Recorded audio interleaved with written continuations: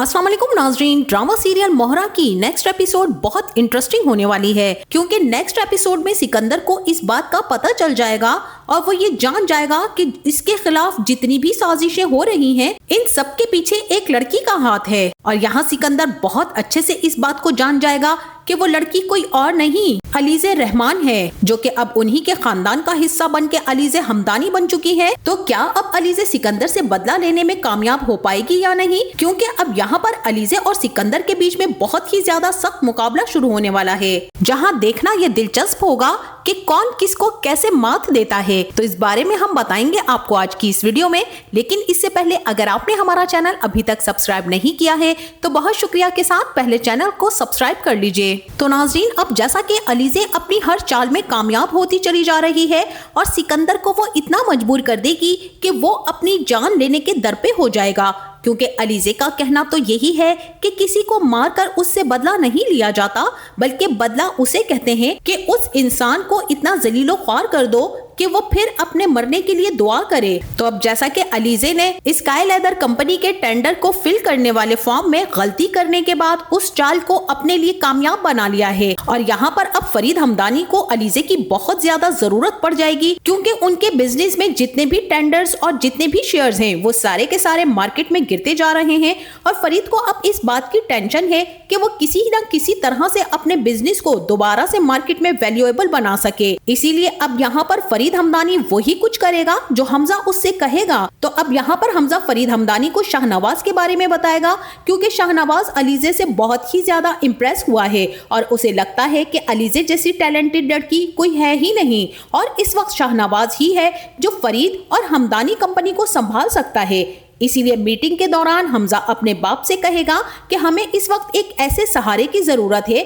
जो हमें डूबने से बचाए, क्योंकि हम दिन ब दिन डूबते चले जाएंगे सिकंदर की इस हरकत की वजह से। इसीलिए बाबा, मुझे ऐसा लगता है कि जैसे अब इस वक्त में हमें सिर्फ और सिर्फ शाहनवाज अंकल के अलावा कोई और सहारा नहीं दे सकता। अब यहाँ पर फरीद हमदानी तो हमजा की बात से एग्री हो जाएंगे और उनकी सारी टीम वाले भी हमजा की बात से एग्री होंगे और इस बात के लिए तैयार हो जाएंगे कि वो वाकई अब शाहनवाज के साथ मिलकर एक मीटिंग करेंगे। लेकिन शाहनवाज तो पहले ही अपनी शर्त बता चुका है कि वो फरीद हमदानी के साथ उसी वक्त इन्वेस्टमेंट करेगा जब अलीज़े हमजा को ज्वाइन करेगी। तो अब फरीद को भी मजबूरन अलीज़े की मिन्नतें करनी पड़ेंगी और अलीज़े को ऑफिस में ज्वाइनिंग देनी पड़ेगी, क्योंकि फरीद तो इस वक्त अपने बिजनेस के लिए गधे को भी बाप बनाने के लिए तैयार है। और फिर हमजा भी शाहनवाज अंकल से इस सिलसिले में बात करेगा और शाहनवाज इस बात को मानने के लिए तैयार हो जाएगा। लेकिन शाहनवाज की ये शर्त भी होगी कि इस बिजनेस और इस ऑफिस में अगर कोई पार्टनरशिप करेगा तो साथ में आपकी वाइफ भी होंगी, क्योंकि मुझे अलीज़े में बिजनेस की वो सोच समझ बूझ नजर आती है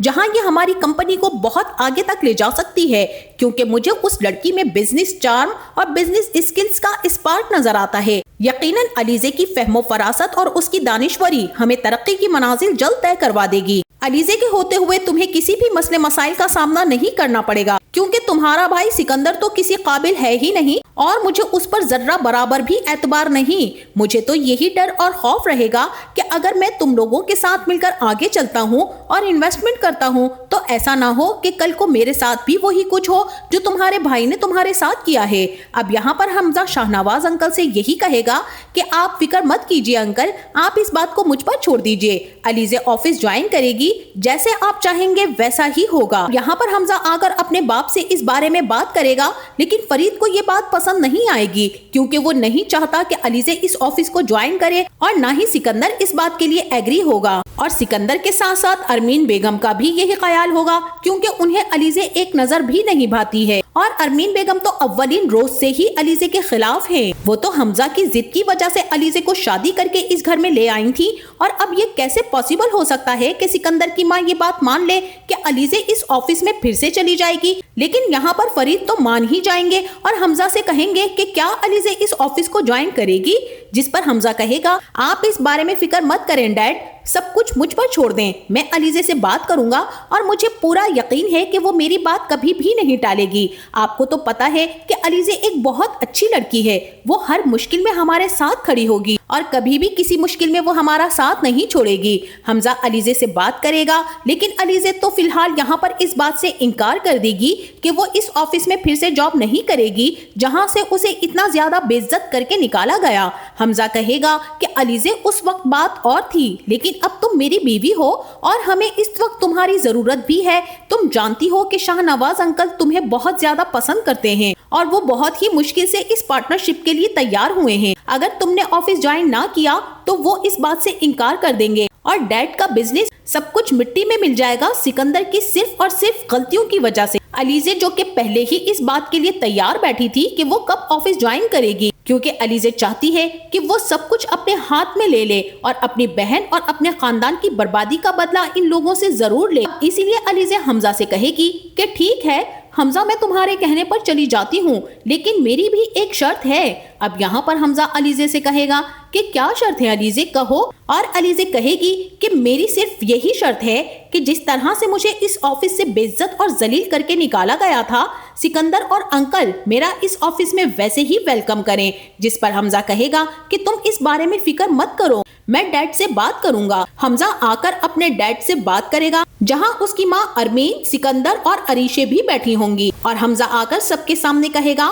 کہ ڈیڈ علیزے آفس جوائننگ کے لیے مان گئی ہے۔ اب یہاں پر فرید ہمدانی تو بہت خوش ہو جائیں گے، لیکن حمزہ یہ بھی ساتھ بتائے گا کہ علیزے کی ایک شرط ہے۔ اب یہاں پر ہمدانی صاحب کا تو منہ اتر جائے گا کہ اب نہ جانے اس لڑکی نے حمزہ کے سامنے کیا شرط رکھ دی ہے، لیکن ہمدانی صاحب کہیں گے کہ بتاؤ کیا شرط ہے، اور حمزہ یہی بتائے گا کہ علیزے کی صرف یہی شرط ہے کہ سکندر اور آپ اسے فل پروٹوکول کے ساتھ اسی طرح ویلکم کریں گے جس طرح سے اسے پورے آفس کے سامنے ذلیل کر کے نکالا گیا تھا۔ اب یہ بات تو فرید ہمدانی کو سر سے پاؤں تک پسینے پسینے کر دے گی، اور سکندر کے ساتھ ساتھ ارمین اور عریشے کو بھی یہ بات بالکل پسند نہیں آئے گی، کیونکہ وہ دونوں تو بہت ہی زیادہ مغرور اور گھمنڈی عورتیں ہیں۔ اسی لیے وہ حمزہ سے کہیں گی کہ علیزے کا دماغ ٹھیک نہیں ہے، ہمیں اس کی ضرورت کیا پڑی ہے، وہ سر پر چڑھ کر ناچنے لگی ہے۔ اب یہاں پر حمزہ کہے گا کہ اس نے غلط کیا کہا ہے موم، اس نے ٹھیک ہی تو کہا ہے۔ آپ کو پتا ہے کہ ڈیڈ اور سکندر نے کس طرح سے اسے آفس سے بے عزت کر کے نکالا تھا، اور اگر آج اس آفس میں جانے کے لیے وہ تیار ہے